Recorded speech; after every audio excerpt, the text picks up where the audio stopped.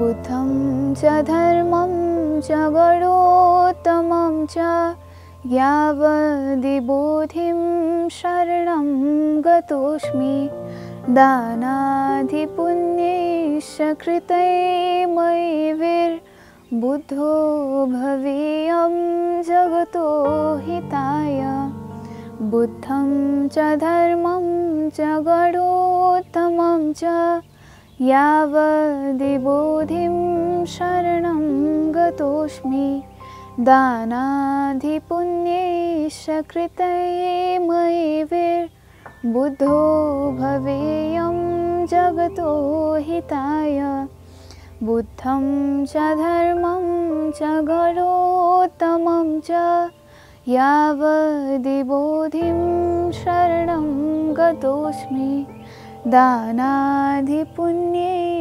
कृतैर्मयिभिर्बुद्धो भवेयं जगतो हिताय सर्वे सत्त्वा सुखैश्चैव युक्ताशु सुखकारणे भवन्तु सततं मुक्ता दुःखाश्च दुःखकारणात् कदापि वञ्चिता न स्युर्दुःखहीना महासुखात् दूरादूरद्वेषराग मुक्तोपेक्षा स्थिता हि स्युः। त्रिरत्न शरणम नमो अमिताभाय बुद्धाय। यहाँहरू सम्पूर्णलाई बोधि टिभीको बोधि वाचन कार्यक्रममा स्वागत छ र आज हामी धर्मधर नारायण प्रसाद रिजालज्यूको बौद्ध आदर्श किताब वाचन गर्दैछौँ र त्यसै अन्तर्गत 4 आर्य सत्य मध्ये मार्ग आर्य सत्यको बारेमा आज हामी व्याख्या गर्नेछौँ। मार्ग भनेको बाटो नै हो, अथवा निरुक्तिको हिसाबले भन्ने हो भने क्लेशलाई मार्ने मार र परम सुख स्वरूप निर्वाण नगरीसम्म गमन गराउने ग भएकोले त्यो बाटोलाई मार्ग भनिन्छ। त्यसैले मार्ग आर्य सत्य भनेको सत्य, दुःख निरोध भएको परमार्थ सत्यको या निर्वाणको अवस्थालाई साक्षात्कार गर्ने बाटो मार्ग छ भन्ने सत्यता हो, जसलाई आर्यहरूले मात्र प्रत्यक्ष रूपमा जान्दछन्। मार्ग आर्य सत्यका 2 पक्षहरू छन्।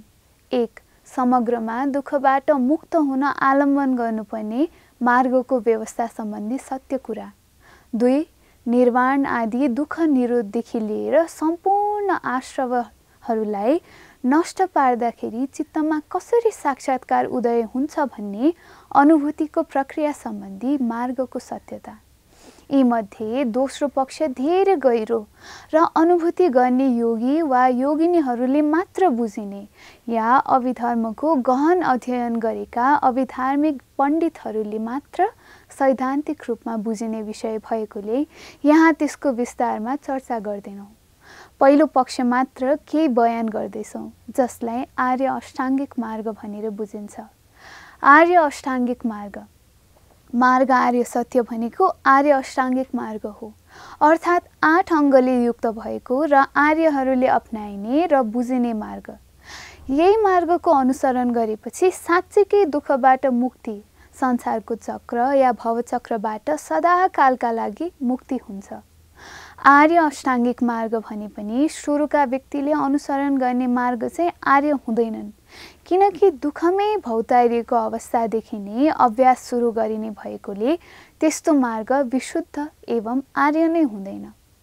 पछि आर्य बनाउने भएकाले फलोपचारबाट सुरुदेखि नै त्यो मार्गलाई आर्य अष्टाङ्गिक मार्ग भनिएको मात्र हो।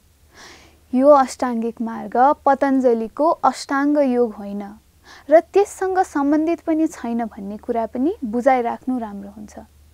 अष्टाङ्गिक मार्गका ती 8 अङ्गहरू यस प्रकारका छन्। 1.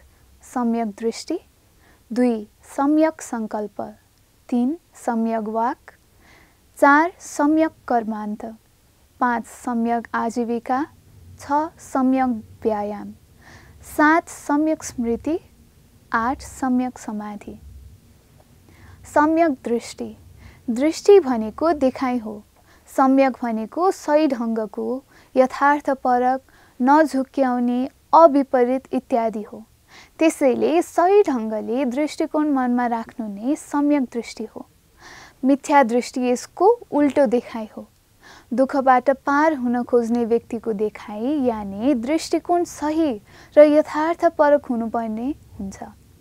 मार्गमा यात्रा गर्ने सिलसिलामा यो आँखा जस्तै हो।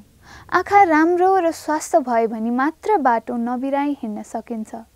सम्यक दृष्टि मार्गको आधारभूत पक्ष हो। यसका दुईवटा पक्षहरू छन्। लौकिक कुरामा सम्यक दृष्टि समृद्ध सत्य यानि व्यवहार सत्यसँग सम्बन्धित, र दोस्रो लोकोत्तर कुरामा सम्यक दृष्टि परमार्थ सत्यसँग सम्बन्धित। लौकिक सम्यक दृष्टि संसारमा या लोक व्यवहारमा रहुन्जेल व्यक्तिलाई सकेसम्म सुखी राख्न, समृद्ध बनाउँदै जाने कुरासँग सरोकार राख्ने दृष्टिकोणलाई लौकिक सम्यक दृष्टि भनिन्छ। मातापिता छैनन् अर्थात् आदरणीय, सेवनीय, पूजनीय होइनन् भन्ने ठान्नु, राम्रो कर्म गरेर राम्रो फल आउँछ र नराम्रो कर्म गरेर नराम्रो फल आउँछ भन्ने तथ्यलाई विश्वास नगर्नु या नमान्नु, लोक परलोकको अस्तित्व छैन भन्ने ठान्नु। अर्को शब्दमा भन्ने हो भने स्वर्ग, नरक, प्रेत आदि छैनन् र फजुलका बकवास हुन् र यही देखिएको भौतिक संसार मात्र छ भन्ने ठान्नु र विश्वास गर्नु।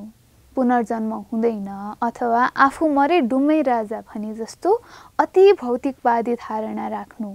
दान छैन अर्थात् दानको महत्त्व छैन भन्ने दृष्टिकोण राख्नु।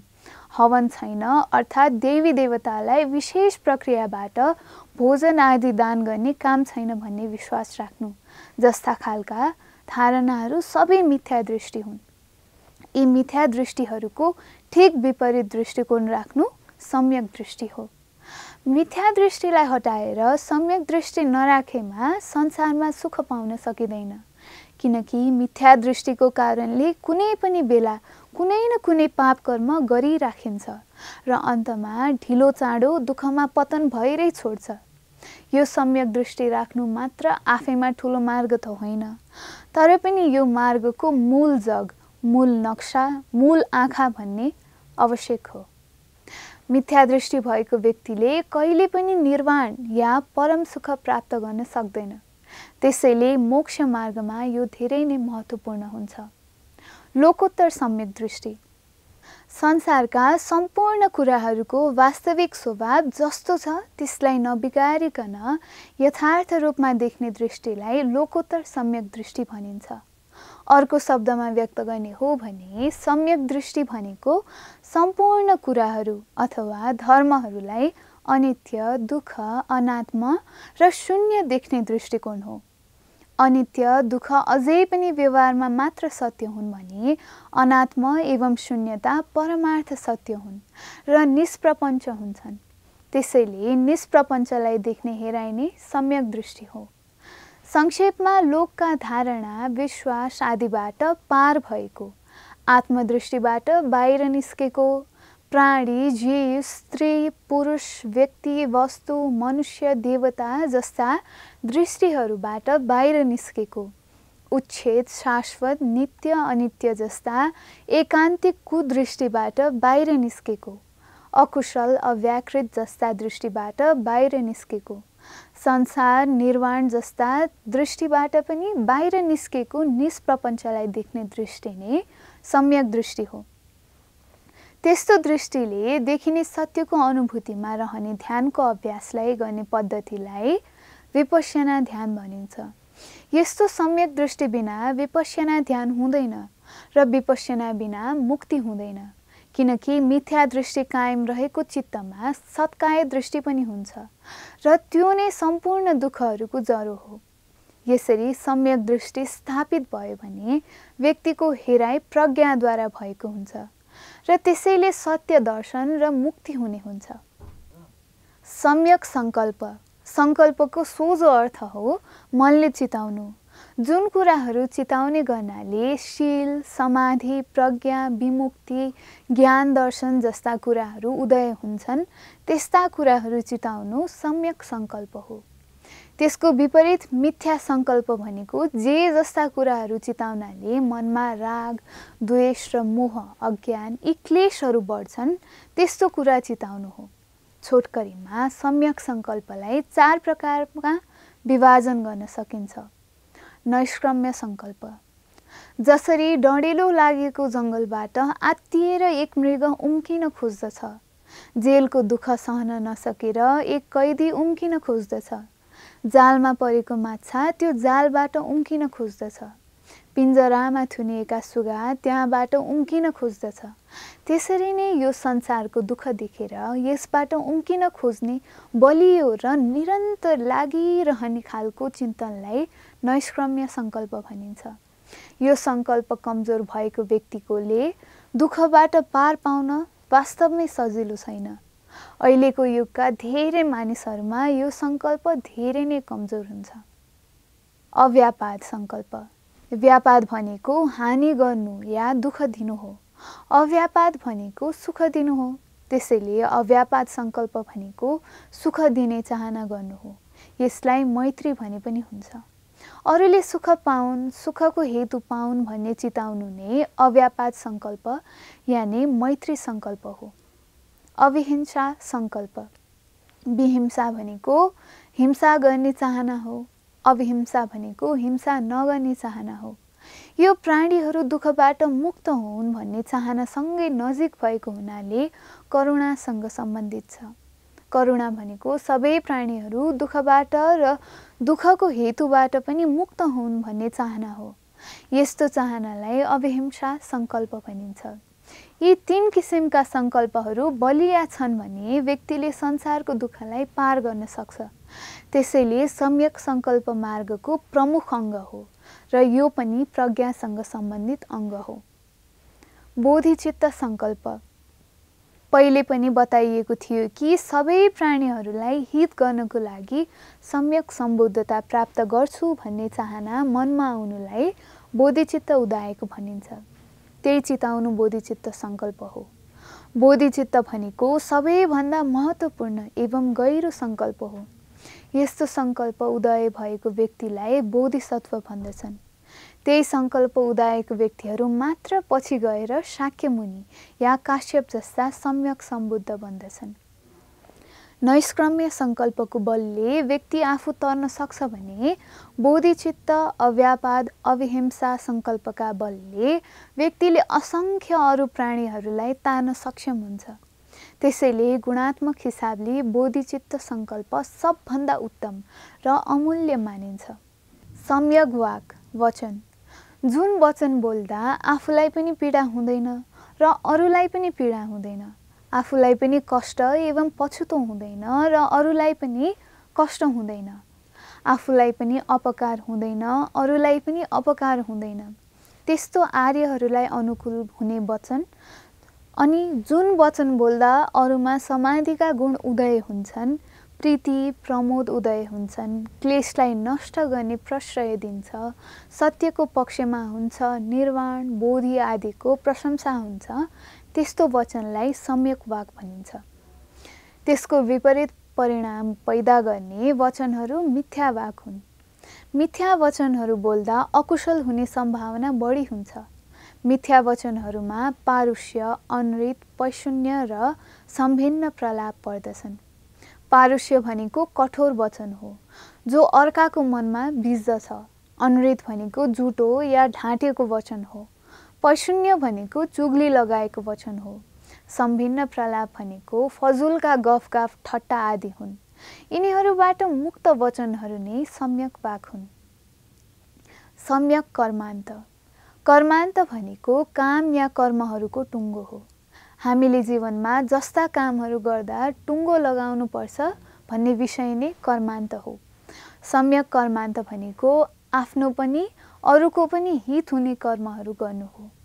जुन अकुशल या काला कर्महरू छन्, जसको विपाक पनि अकुशल हुन्छन् अर्थात् कालो हुन्छ, त्यस्ता कर्महरू नगर्नु। जुन कर्महरू कुशल छन् यानि सेता छन्, जसको विपाक पनि कुशल यानि सेतो हुन्छ, त्यस्ता कर्महरू गर्नु। जुन कर्महरू सेतो र कालो मिसिएको छन् र जसको विपाक सेतो र कालो मिसिएको छ, अर्थात् मिश्रित विपाक भएको मिश्रित कर्महरू, त्यस्ता कर्महरू नगर्नु। जुन कर्महरू कालो र सेतो मिसिएको छ र विपाक पनि कालो र सेतो छन् तर पनि कालो कर्मको विनाश गर्नका निमित्त प्रभावशाली छन् भने त्यस्ता कर्महरू गर्नु। सत्कर्महरू गर्नु र सत्कर्मको शरण या आश्रय लिने काम गर्नु। यिनीहरूलाई सम्यक कर्मान्त भनेर भगवान बुद्धले बताउनु भएको छ। यस्ता कर्महरूभित्र काय, वाक र चित्तबाट गरिने 10 अकुशल कर्म एवं कर्मपथबाट बचेर गरिएका कर्महरू पर्दछन्। त्यसैले काय, वाक र चित्तबाट गरिने 10 अकुशल कर्महरूलाई राम्रोसँग बुझ्नु आवश्यक हुन्छ। तीमध्ये कायबाट गरिने 3 अकुशल कर्महरू छन्, वचनले गरिने 4 अकुशल कर्महरू छन् भने चित्तले गरिने 3 अकुशल कर्महरू छन्। त्रिविधम कायिकम कर्म वाचिकम तु चतुर्विधम मानसम त्रिप्रकारम च दशयिते कुशला मधा। बोधिपथ प्रदीप।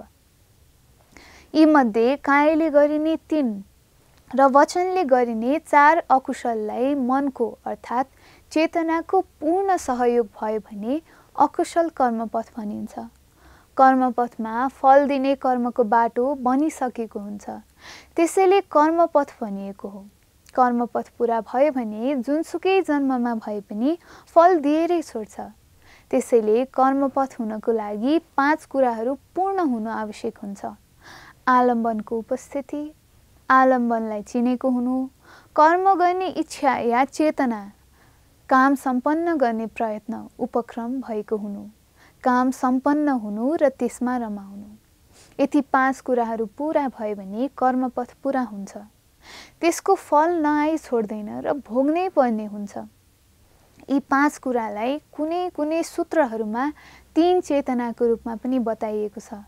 पहिला 3 वटालाई पूर्व चेतना भनिन्छ, चौथोलाई मूल चेतना भनिन्छ भने 5औँलाई पृष्ठ चेतना भनिन्छ। यति 3 चेतना पूरा भए भने कर्मपथ पूरा हुन्छ, विपाक अवश्यम्भावी हुन्छ। कायले गरिने 3 अकुशल कर्महरू निम्न अनुसार छन्। प्राणातिपात, प्राणी हत्या, रिस, द्वेष या कुनै पनि स्वार्थले गर्दा प्राणी भनेर चिनिएको सत्वलाई मार्नु प्राणातिपात हो। उदाहरणको लागि किरा, बाख्रा, कुखुरा, मानिस इत्यादि आफ्नो सामु हुनु आलम्बनको उपस्थिति हो। त्यसलाई किरा, बाख्रा, कुखुरा, मानिस इत्यादि नामले सजीव वस्तु हो भनेर चिन्नु आलम्बनलाई चिनेको स्थिति हो। द्वेष या कुनै पनि क्लेश र स्वार्थको कारणले त्यसलाई मार्नुपर्छ भनेर सोचेर हत्या गर्ने चाहना मनमा आउनु काम गर्ने चेतना या चित्त उत्पन्न हुनु हो। हतियार उठाउनु या कसैलाई पैसा दिएर या फकाएर या प्रलोभनमा पारेर मार्नको लागि प्रयत्न गर्नु या गराउनु उपक्रम हो। त्यसरी प्रयत्न गरेपछि उक्त प्राणीको शरीरबाट प्राणको विच्छेद हुनु र आफूले त्यो थाहा पाउनु, कार्य सम्पन्न हुनु र त्यसमा रमाउनु हो। यति भएपछि प्राणातिपात पूरा हुन्छ। नरकमा जाने विपाक निश्चित हुन्छ। अरू सबै कर्महरू पनि यही सिद्धान्तलाई बुझेर राम्रोसँग मनन गर्नुपर्छ। त्यसबाहेक अरू अवस्थामा आफूले थाहा नपाएर, ख्याल नगरेर या प्रयत्न नगरेर हत्या हुन पुग्यो भने प्राणातिपात हुँदैन। चेतनामा पश्चाताप आयो भने कर्मपथ आंशिक हुन्छ, विपाक हल्का हुन जान्छ। अदत्तादान, नदिएको लिनु।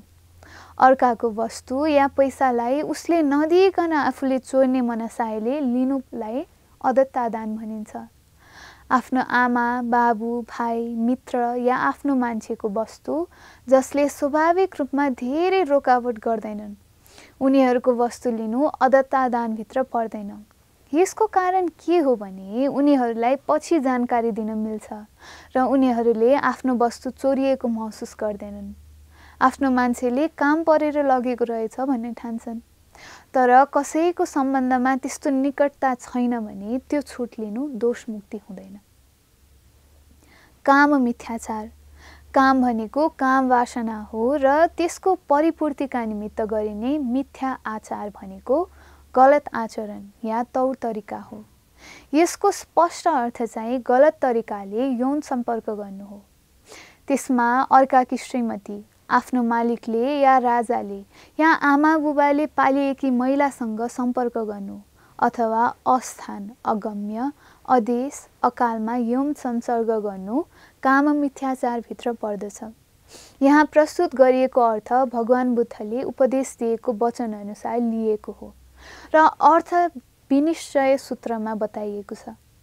त्यसमा भिक्षुहरूलाई सम्बोधन गरेर पुरुषहरूलाई इङ्गित गर्दै उपदेश दिएको हुनाले काम मिथ्याचारको दोष पुरुषलाई मात्रै हो कि भन्ने भान पर्छ। तर यो दोष स्त्रीलाई पनि उत्तिकै लागू हुन्छ।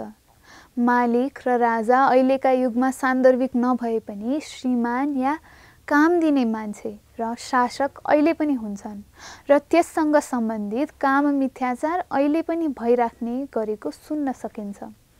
अस्थान भनेको बिहारको देवालय, मन्दिर या यस्तै देवस्थल आदि हुन्। वचनका 4 अकुशल कर्महरू निम्न अनुसार छन्। अनृत, मृषावाद। अनृत भनेको झुटो बोल्नु हो। साक्षीका निमित्त सोधिँदाखेरि भएको घटनालाई पनि विभिन्न क्लेश र स्वार्थले गर्दा ढाँटेर उल्टो साक्षी बक्यो भने मृषावादको कर्म हुन्छ। त्यस्तै ख्यालठट्टा गरेको बाहेक अरू समयमा आफू अर्हन नभइकन पनि अर्हन हुँ भने पनि मृषावाद या अनृत हुन्छ। यही तात्पर्यले के पनि बुझिन्छ भने श्रोतापन्न या अन्य तहका बोधि साक्षात्कारका विषयमा झुटो बोल्यो भने पनि अनृतको कर्म हुन्छ। त्यस्तै खालको गम्भीर कुराहरूमा जहाँ अर्काको श्रद्धा, विश्वास, जीवनकै सुख दुःखलाई गोलमाल र हानि गर्ने प्रश्न उठ्छ, त्यस्ता कुराहरूमा झुटो बोल्दा अनर्थ हुन्छ भने अनृतको यानि मृषावादको दोष लाग्छ। पैशून्य, चुगली। विभिन्न स्वार्थले गर्दा अरूलाई नभएको कुरा लगाएर यो झुटो पनि हुन सक्छ या साँचो कुरा लगाएर भए पनि यदि कसैको अर्कासँग भेद गराउने या फाटो पार्ने वचन बोलिन्छ भने त्यस्तो वचनलाई पैशून्य भनिन्छ। सत्य भए पनि यस्तो वचन बोल्नाले अकुशल कर्म पैदा गर्दछ। पारुष्य, कठोर या रुखो वचन। अरूलाई दुःख होस् भन्ने मनसायले नराम्रो या पिरो वचन सुनाउनु पारुष्य हो। अर्थात् अरूलाई अप्ठ्यारो पार्ने, कष्ट दिने उद्देश्यले रुखो या मन नपर्ने, मनमा बिज्ने या चिन्ता गराउने खालको वचन बोल्नु पारुष्य हो। संक्षेपमा नराम्रो हृदयले गाली गर्नु पनि पारुष्य हो। सम्भिन्न प्रलाप। सम्भिन्न प्रलाप भनेको फजुलका गफ हाँक्नु हो। त्यसमा राजाका कथाहरू सुनाउनु, चोरका कथाहरू सुनाउनु, युद्धका कथाहरू सुनाउनु, जाँड, रक्सी आदि मादक पदार्थका कथाहरू सुनाउनु, आख्यायिका, दन्त्य कथा खालका कथाहरू सुनाउनुलाई सम्भिन्न प्रलाप भनिन्छ। सम्भिन्न प्रलाप अकुशल हुनुको पछाडिको कारणहरू बुझ्नु महत्त्वपूर्ण छ। तब मात्र के सम्भिन्न प्रलाप हो र के होइन भन्ने छुट्याउन सजिलो हुन्छ। माथि भनिएका कुराहरूमा आदत बस्यो भने व्यक्तिले ती कथाहरूको प्रभावबाट आफूमा द्वेष, ईर्ष्या आदिका विकास गर्न पुग्छ। त्यस्तै सुन्ने र सुनाउने लत बस्न पुग्छ।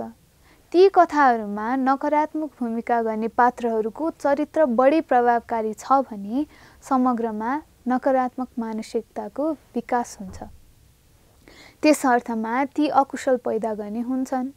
अहिले हेरिने हरर मुभी जस्ता कतिपय कथानकहरू मानसिक विकासका लागि आवश्यक पनि छैनन् र अनावश्यक संस्कारहरू मनमा जम्मा गराउँछन्।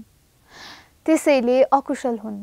तर पनि मानिसको बाल्यकालको उमेरमा मानसिक विकासका निमित्त निश्चित उद्देश्यसहित तयार पारिएका कतिपय लोककथाहरू आफ्नै महत्त्व पनि छ र त्यो बुझेर शिक्षापद, चरित्र सुधार्ने या बनाउने, जीवनका कलाहरू सिकाउने, बोधिसत्वका आचरणहरू सिकाउने, मनलाई अनन्त सम्भावनाहरूको जगतप्रति खुला राख्न सिकाउने खालका, मानवका विभिन्न संवेगात्मक प्रज्ञाको पक्षलाई विकास गर्ने, नैतिक शिक्षाको बल पुगेका र कर्तव्य बोध गराउने स्तरीय कथाहरू बच्चाहरूलाई सुनाउनुलाई सम्भिन्न प्रलाप मान्नु जरुरी छैन।